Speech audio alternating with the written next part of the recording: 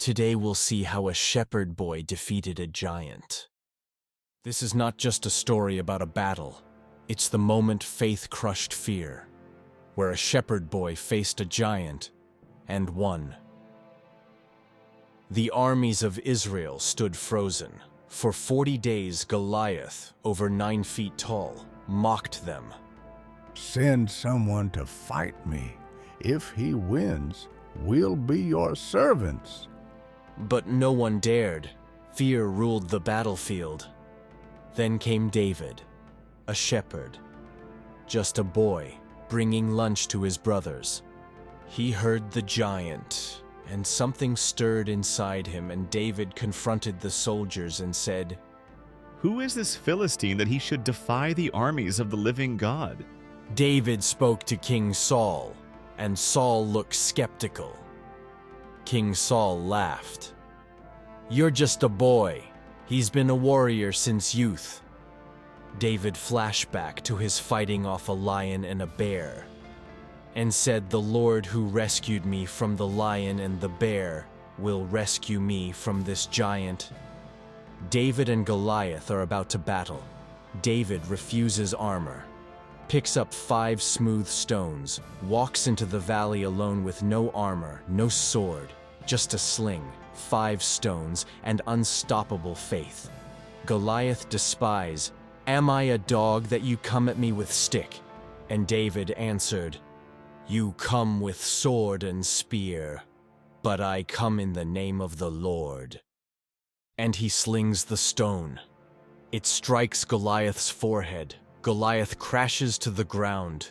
The giant fell, and fear with him, because faith stood tall.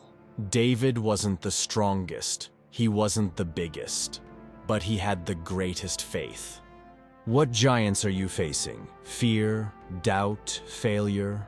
Face them like David, with courage and with God. The Lord who rescued me will rescue me again. Modern day story behind the verse. The Lord who rescued me will rescue me again. 1 Samuel, chapter 17, verse 37. Meet Sarah, a 17-year-old high school student. She's quiet, kind, and often overlooked. Definitely not the kind you'd expect to stand on a stage or face a crowd.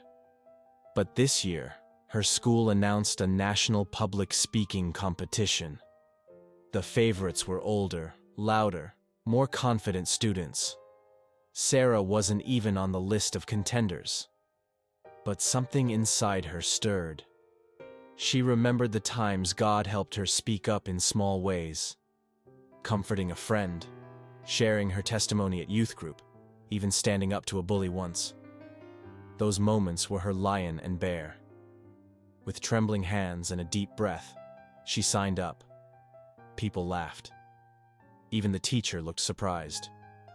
"Are you sure?" he asked. "This isn't easy." "But like David," Sarah said, "I don't come with experience. I come with faith." She walked onto that stage with her words and a whisper of a prayer. And when she spoke, people listened. Hearts softened. Judges cried. She didn't just speak, she moved the room. She didn't win because she was the best speaker. She won because she spoke with faith, not fear. This story isn't real, but the courage it represents is. What was your favorite part of today's story? Let us know in the comments. And don't forget to like, share, and subscribe for more.